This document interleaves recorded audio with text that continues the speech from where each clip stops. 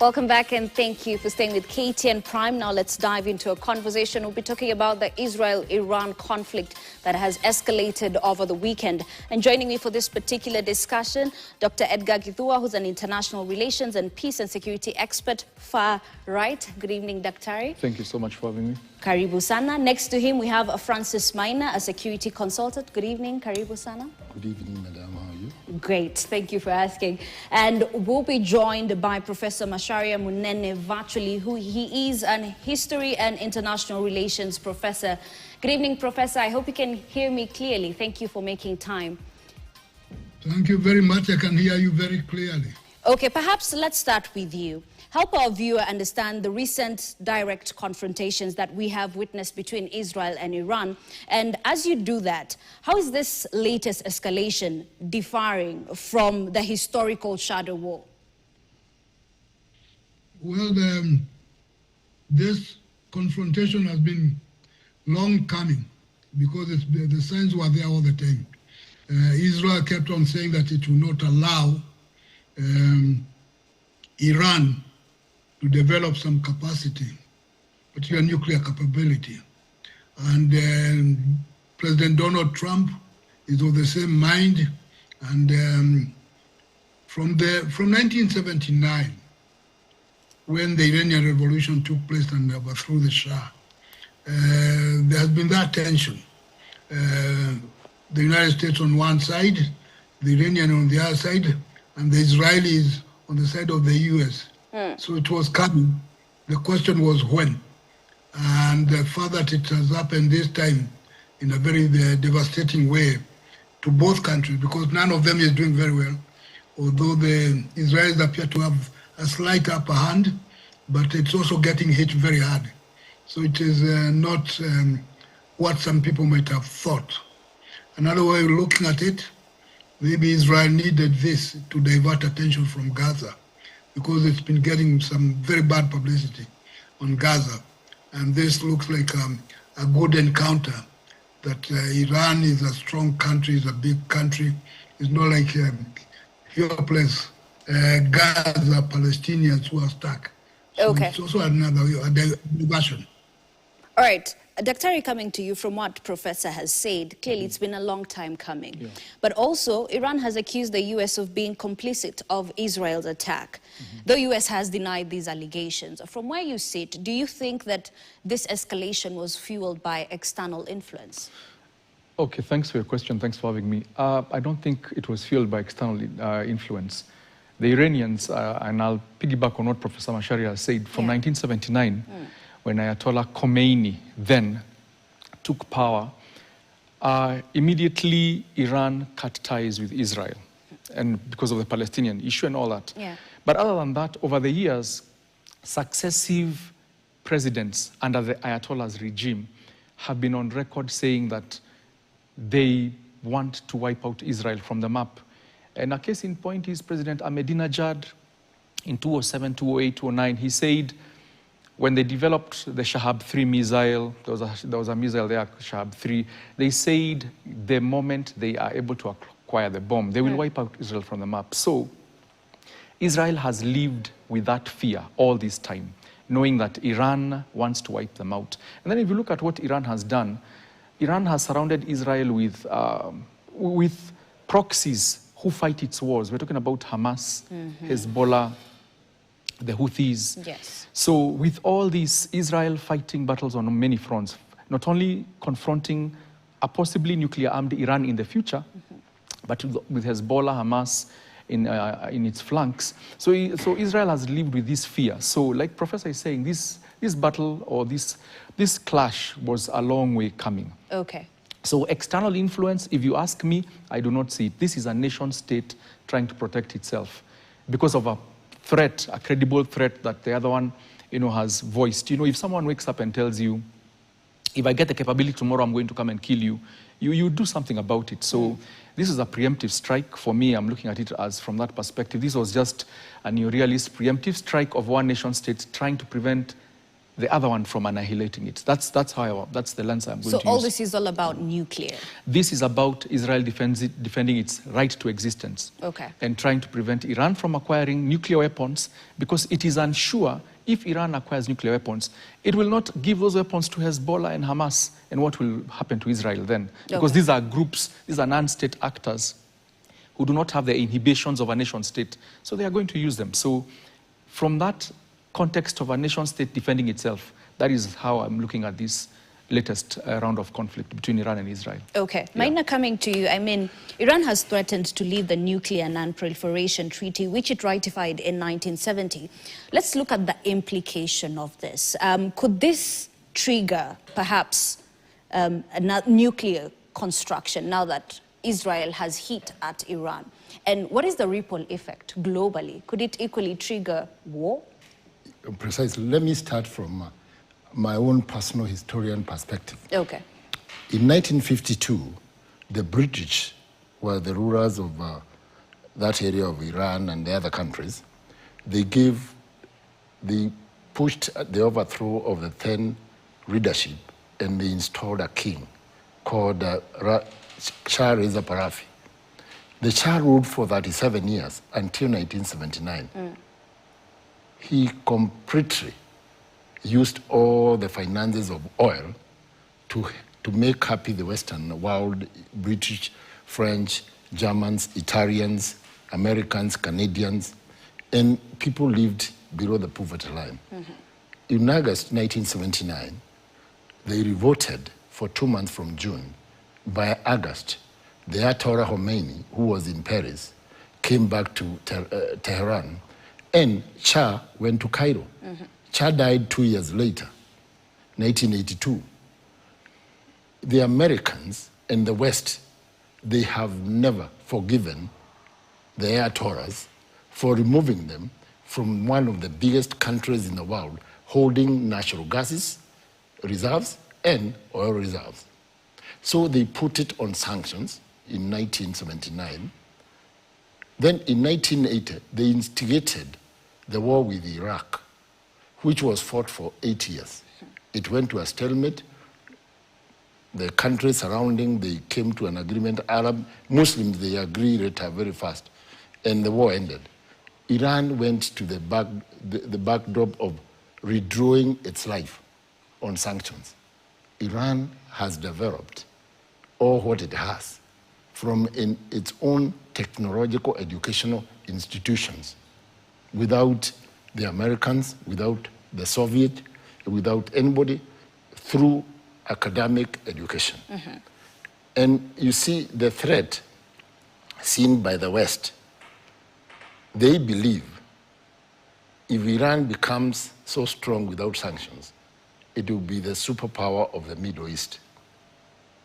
On the issue of Israel and the Iranians, when I was in the States back in the year between 2003 to 2010, the same man, Netanyahu, went to the Knesset, went to the UN, and said Saddam Hussein holds chemical weapons, biological weapons, and he is just on the tip of the nuclear weapon. Okay.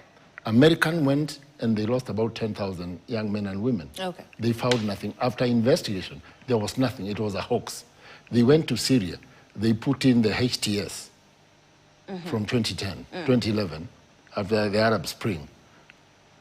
Hundreds of thousands of Syrians were killed by each other. Then Achara came to power. Okay. Israel is still bombing Syria. You see, to them, they want to dominate, and I'm afraid of so many Israelites. The leadership in the hardliners of Netanyahu, Smotrich, and Ben Gvir, they are committed to destroy the neighboring countries for their own political survival. The question is, other countries have also a right to leave. You don't negotiate about who should be your neighbor. Okay. On the issue of nuclear purification, the Iranians are a member of the IAEA from 1970. Up to now, today is when they have decided to leave. Well, they've not left yet. But they've gone to Parliament. It's something that is being considered. And you see, I think them leaving give them a room to do what they think would be great. Because Israel is not a member of the IAEA, and it is talking about the atomic energy. You know, if we want to be balanced, and I like to be very close to everybody, if we want to balance the situation, let's open the gates of Israel on their nuclear programs, and we open the Iranian nuclear program. You know, you can't hide. You are fighting me of having stolen gold in Congo, and you also came with the gold from Congo yourself. Okay. So you see, I am not saying Iran is not hiding their atomic research and whatever, but you see also Israel need to tell us how many they have. They stole that information back in the US in 1955. Okay. And some of them were jailed forever in the US. You see, they have a chain of them being clandestine, but they don't want others to be clandestine. If they want to be prayed on the table, let everybody be on the table under the UN Charter. Okay, we'll get back to that. But Professor, coming back to you, I mean, the concept of proxy warfare has long defined this rivalry. Has the recent direct exchange fundamentally changed the nature of the conflict? And why I'm asking this is because at one time we saw Iran could have expected perhaps military support from Lebanon, Gaza and Iraq, but that doesn't seem to be the case right now. Well, Iran has been accused of using the Hezbollah and the Hamas to attack Israel. So it's, in that sense, then the Hamas and the Hezbollah are proxies of Iran to that extent. And that gives Israel a feeling that it really has to deal with the real enemy is Iran for that purpose. So there is a proxy thing. There is also the other side argument that sometimes Israel acts as a proxy of mainly the United States. Although there are many instances when it's clear that Israel is the one calling the shots, despite being a small country. Sometimes the American leadership appears to be beholden to the Israelis and therefore can not do anything without getting the nod, which makes the United States look rather weak, and not just the United States, but the entire conceptual West. It seems as if it is beholden to Israel. In whatever Israel does, it cannot be wrong, even if it is wrong. So there is that aspect of it that comes into mind when people are looking at the whole thing. So there are a lot of claims of proxy this and proxy that, and whether Israel is a proxy of the West or the West is a proxy of the Israelis. Is an interesting twist to the whole thing. We are seeing repercussions of that kind of notion even in the United States. Some of the domestic policies now are directly tied to happenings in the Middle East, in Israel and the neighborhood. We have right now the neighbors of Iran, who sometimes are said to be rivals, like Saudi Arabia, has come out fairly strongly to condemn what Israel has done. And so does Oman and all the others. The world has been affected very greatly. The Straits of Hormuz are now in jeopardy, which means that the prices of oil and everything are going to shoot up. We have not even seen the beginning. And this might take a long time before it can de-escalate, because right now it's simply escalating. The Israelis hit, the Iranians hit. They hit each other. For how long that will continue, we don't know. But it's getting a number of countries worried that it might go out of hand. And if it goes out of hand, you never know. The Israelis are said to have the nuclear capacity themselves. They just don't want somebody else to have that, the same capacity. which is an interesting twist in itself. Some time ago, when India was developing its own nuclear capacity, it did it in a very special way, and it used to have an argument that there was some sort of a nuclear apartheid in the world. So the proxy thing, it can be used in many ways, depending on who is talking, where and when. Okay. Madam, if I just hold that on thought. The proxy, we want to take a short proxy. break, and we'll be back with more. Just let's take a break. In the meantime, I'll tell you.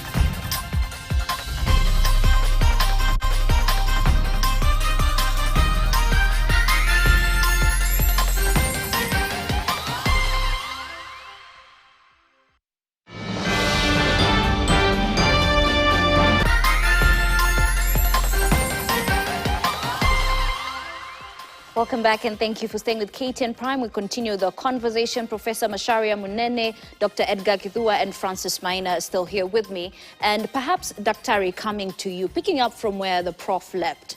I mean, we had the ambassador to Kenya, the Israeli ambassador to Kenya, Michael Lottam, just a few minutes ago. And he did say that they have control of the Tehran skies at the moment.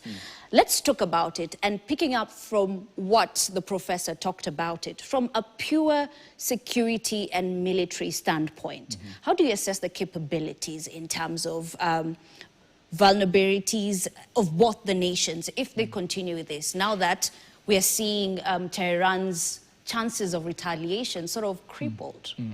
Yeah, thanks. Definitely in military warfare, advantage in the skies definitely gives you a huge advantage. Remember, the Israelis have some of the most advanced weaponry in the world because of the military aid they get from the US and also from their own defense contractors, their own defense capabilities. So the US used to support Iran up to 1979. Part of the nuclear program, civilian nuclear program that is under question, the first reactor was actually given to them by the Americans in the 1970s. Up to the time in 1979, some of the advanced weaponry the Iranians had were F-4, fighter jets. And of course, they later on came to buy some F-14 Tomcats and all that. But the Israelis have F-35 jets, very advanced stealth weapons. To their advantage, the Iranians have the S-300 Russian-made, missile defense system. The fact that Israel, the claim is that they have been able to cripple a third of Iranian defenses. It makes them very vulnerable from, air attacks and all that, because in terms of conventional armies, the Iranians, I think, in the Middle East have the largest standing army. I don't think the Israelis would match them boots for boots. But in terms of capability, the Israelis have a lot of heavy air power. So having said that, it means the Israelis saying they have suppressed and they have created a corridor for them to, launch attacks and drive in and go and hit specific military targets. The Iranians are definitely feeling very vulnerable, and that's why we saw the attack, how they were able to retaliate very quickly to try and suppress the advantage Israel appeared to have, the over 250 ballistic missiles which they fired at Israel. And so it's now we're in a theater of war. We are now in a theater of war. Yeah. And of course, in modern warfare, whoever rules the airwaves, whoever rules the skies has a decisive advantage. So if it does not de-escalate, definitely from my assessment, with Israel's more advanced aircraft, the F-35s, jets and F-16s and all that, Israel will definitely have a command of the airspace, that's for sure. So many people are wondering, why didn't the Iron Dome, meet the expectations that everyone was expecting? Let's say not all technology is foolproof, all right? Yeah. It can only act up to a certain extent, and I think that's why the Iranians fired over 250 missiles, so they can overwhelm the Iron Dome. Remember, it has to track each ballistic missile, and fire, and all those Patriot batteries are positioned in particular areas. But the distance from Iran to Israel, those ballistic hypersonic missiles take 4 to 5 minutes to get there. So it's easy to overwhelm even the most advanced military, missile air defense systems. So it's very easy to overcome them because of just the sheer volume of numbers. Okay. But if they were firing, let's say, 10, 20, sequentially, in a scheduled manner, the Iron Dome would have lived up to its name. Okay. Yeah. Amina, coming to you, I mean, the Prof talked about the fact that we are likely to see this drag on for a while. Let's talk about the most likely de-escalation pathways that are there right now. What do we have? Now, you see, Israel is using the West intelligence and spy agencies in the whole world to give them an upper hand. But I can tell people, our viewers, on the geographical and historical point of view, there is nobody who can be able to conquer Iran. Iran is surrounded by mountains from the east and the west. Mm-hmm. And they have drilled their missiles into these mountains. And because of lack of support on the airplanes, Iran decided to do more on technology of missiles, on technology of tracking and security, like the Iron Domes of theirs, made in Iran. And Iran has hypersonic missiles after China and Russia and America. They are the only 4 countries in the world who have hypersonic missiles at the Mach 25 of the sound of the sound of the sound. Mm. And they are able to do a bit of destruction, because all the airplanes they had, they cannot repair them because they are most American F-4, F-14 Tomcats. Okay, so what are the pathways in the interest of time? No, the Iranians will defend themselves from their own missiles hidden in the mountains, which are causing havoc in Tel Aviv and Haifa. Like today, they hit the Rafael military manufacturing factory, the oil factory, the oil refinery in Haifa. You see, Israel is a small country. So if you put like 200 ballistic missiles, they create more damage than Iran, which has 100 million people and is a very big country, okay. Vast. All right. So, the way to de-escalate this one, it is the only President Trump who can call Netanyahu to stop, because Iran has said, if they stop bombing us, we stop, because we never started the war. But they are saying Israel is defending itself. Okay. But you cannot defend when you are the one attacking your opponent. Okay. Yeah. All right, Professor, coming to you. I mean, looking at it from a wider perspective, and especially from a Kenyan perspective, what are the ripple implications? What is the impact of this war in Kenya? Yes, we are aware that we import oil from the region, but still there has to be a wider implication. Talk to us about that. Well, the economic hardships are likely to increase. Of course, Kenyans in general are empathetic towards Israel for the simple reason that most Kenyans claim to be Christians, and Christians identify Israel as part of their cultural baggage. So there is that general attraction. Things are going to be expensive, as far as we know. The Israelis, Netanyahu made it very clear that one of the objectives was to have a regime change in Tehran. We don't know if it succeeds, what the repercussions of that regime change are likely to be, and the kind of direction they are likely to take. So there will be commotion. The Middle East is already tense. There will be commotions, and Kenyans are going to be affected by it, one way or the other, whether we like it or not. And the question is, how do we feature into the whole thing? Do we take a position and say that as Kenyans, we sympathize with Israel or with Iran, and what would be the reason for that? But this war, to some extent, is likely to be similar to the Ukrainian one. When the Russians invaded Ukraine and they had very good reasons. So they said, the Okay. same way that the Israelis have attacked Iran, and they say they have very good reason. But the war in Ukraine has taken longer than expected, and there is a possibility that this one is also likely to take a little longer than maybe what was thought could be the case. All right, Prof. Dr. coming to you. I mean, we are equally going to feel the impact. We're already stretched as it is as a country, our economy, and Kenyans are struggling. But looking at what Israel is doing in Iran, I mean, they're going after the Ayatollah. Perhaps the end game is to change the regime. Is changing the regime really the answer to all this? All right. I think how Israel is calculating, I'm not holding brief for them, but how it is calculating it is that the orders, the bad blood began in 1979, all right? Before, when Mohammed Reza Pahlavi the Shah was in power, Israel and Iran were best of friends, were strategic partners on so many things. But that all changed when the Ayatollah came in, the mullahs, and their ideology, all right? They've been accused of being fundamentalists. That's a debate for another day. But the regime change is where the bad blood began. So for Israel, putting to your question directly, if getting rid of the Ayatollah is going to solve their problem, that is a bonus. I know in the mind of Israel right now, it is about reducing the nuclear capability of Iran, the capability of Iran acquiring nuclear weapons. That is the strategic goal of Israel right now.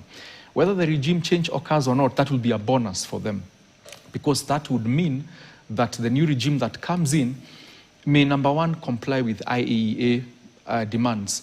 In other words, they will only utilize their nuclear power for peaceful purposes. Reading analyst reports, which I follow a lot about Iran and its nuclear weapons, the rumors have it they are at 70% enrichment of whatever is required to make the bombs. And that is a dangerous threshold, because scientists say when you are at that level, a month or two is all you need if you want to get the bomb. So that is now where the act of desperation from Israel comes in. So these preemptive strikes are a desperate cry for help, literally.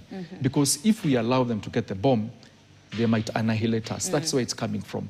So regime change, if a new regime will come into power and probably de-escalate and say, we will halt our nuclear arms production, Israel will have won at the end of the day. What are the chances of them saying that, though? That is the thing. And you see, in international relations and at strategic studies, at that level, you do not want to bank on the new regime coming in and actually de-escalating. You could actually replace the Ayatollahs with someone worse, a fundamentalist, like the president called Mohammed Ahmadinejad. Literally, if you listen to some of his speeches, he said on record, on public television, if we get the bomb, we are going to wipe out Israel from the map. And that coming from a world leader, a head of state, you could replace the Ayatollahs. The regime change you could go for could actually place a leader of that nature. And then what happens? So, you know, sometimes better the devil you know. That's what we always say. So, yeah, so regime change may go either way. Okay. But ultimately for Israel, it is to make sure that Iran does not acquire nuclear weapons. I think if that box can get ticked somehow, from my perspective, Israel will de-escalate. It will now take a step back. Okay. Yeah. Maina, coming to you, I mean, let's talk about this Trump factor. The president, that is Donald Trump, is on record saying that he is not desperate. I mean, he is desperate not to fight a war with Iran. But can he really stay out of it? No, I mean, he is the one who put the Iranians on a trap on the Oman-Muscat negotiations when Israel was doing all this behind his back. You see, Israel is not a country that you can have a pact with them. They had an agreement with the Palestinian Authority in 1993 in Oslo. It went against. They had another one with Hamas just the other day. It broke the agreement. You see, to them, they want to dictate the terms and conditions. Because one, Netanyahu is at a serious investigation of corruption and financial fraud in Tel Aviv. And he's been creating one war after another one for him to extend his time.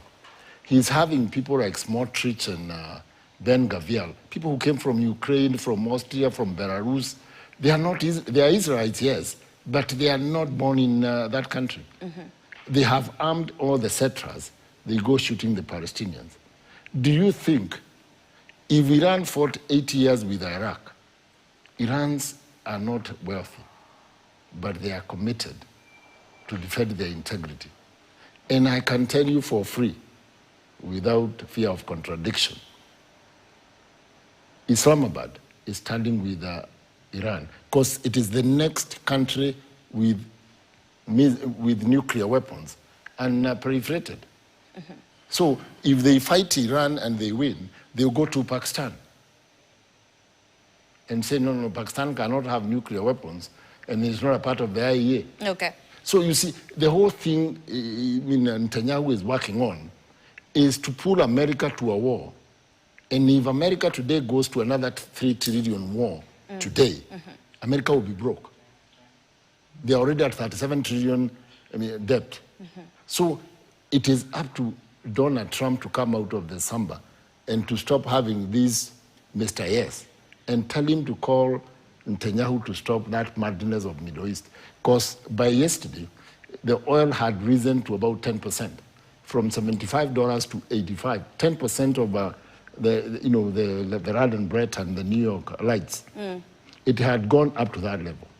So it is up to those people within the American system, Mark Rubio and all the other group, to tell Netanyahu to stop, because I can assure you, and we'll come back for another interview. Okay, but how are we assured, sorry to cut you short, how are we assured that perhaps Israel will follow what the US says? I mean, at the end of the day, they can make their own decisions.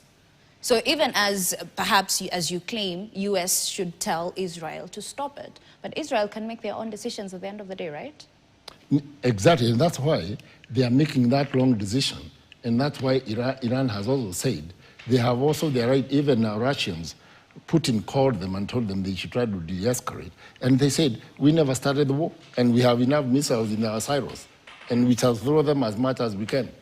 So you see, at the end of the day, the Israel propaganda is very great about they have destroyed all the systems security systems in Iran.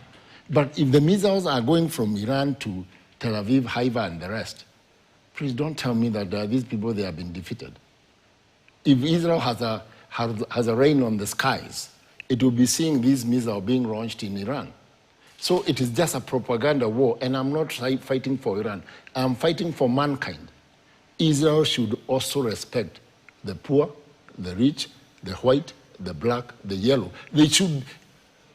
Israel was the only country which had an embassy in South Africa in the apartheid regime. Okay. They supported South Africa when the South Africans were fighting the ANC and the SWAPO in Namibia and Angola. They were fighting the UNITA. They were fighting hand in hand with the UNITA rebels.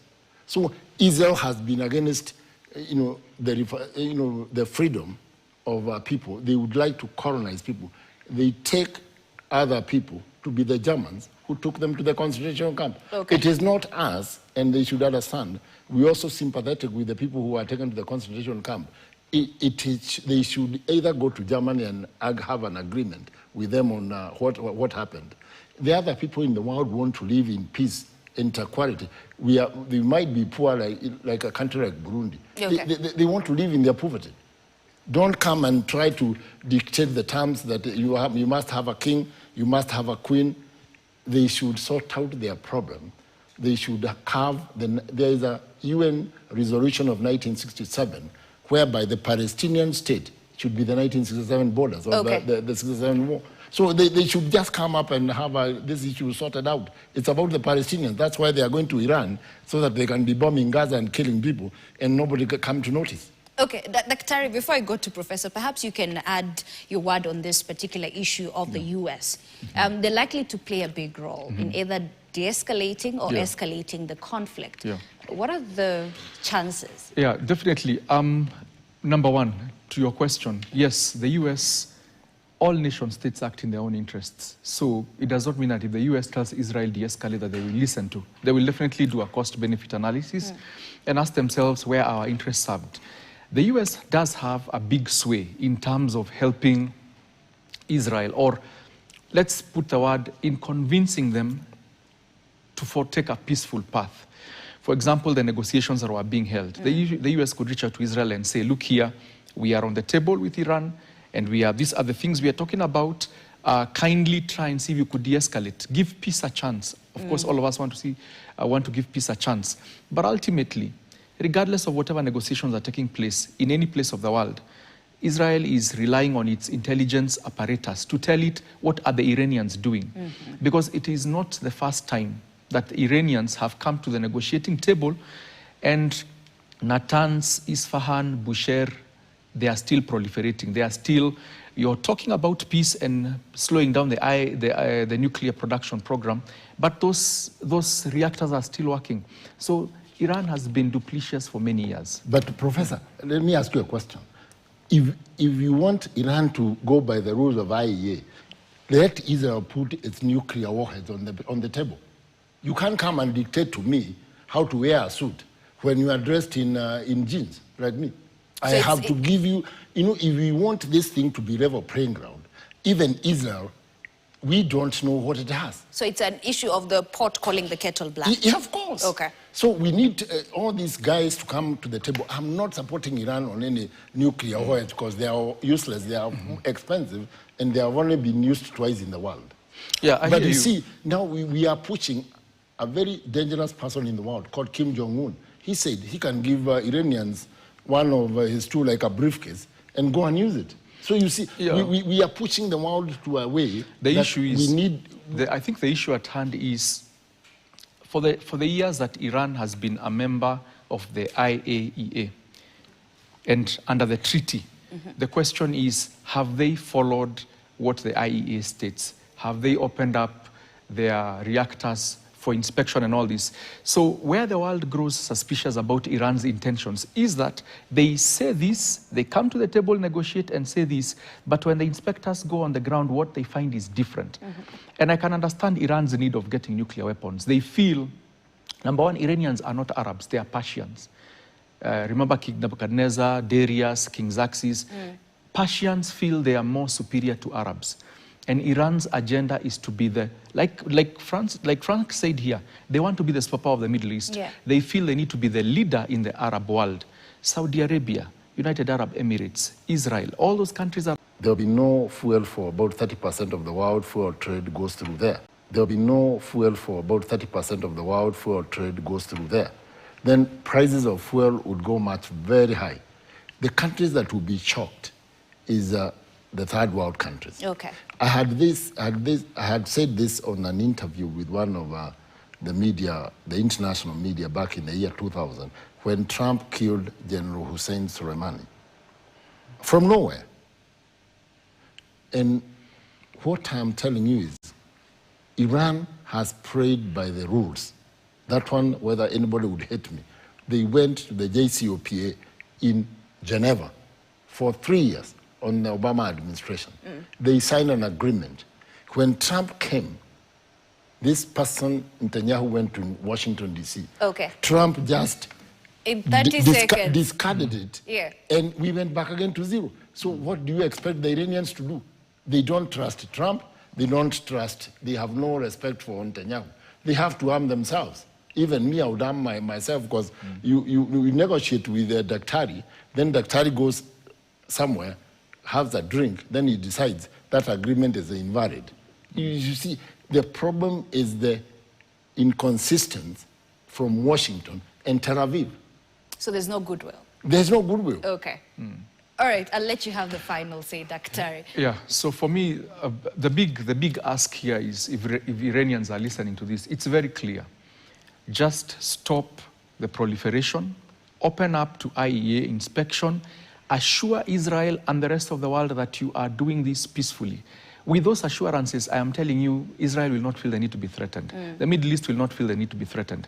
It is this duplicity, these mixed signals that are leading us to this conflict. So this is a conflict born of mistrust and one party saying one thing, preaching water and drinking wine. That's my assessment. All right, that's a really good place. The last word. 30 seconds. The last word. I mean, Iran has downed the fourth F-35 Lockheed Martin stocks have fallen.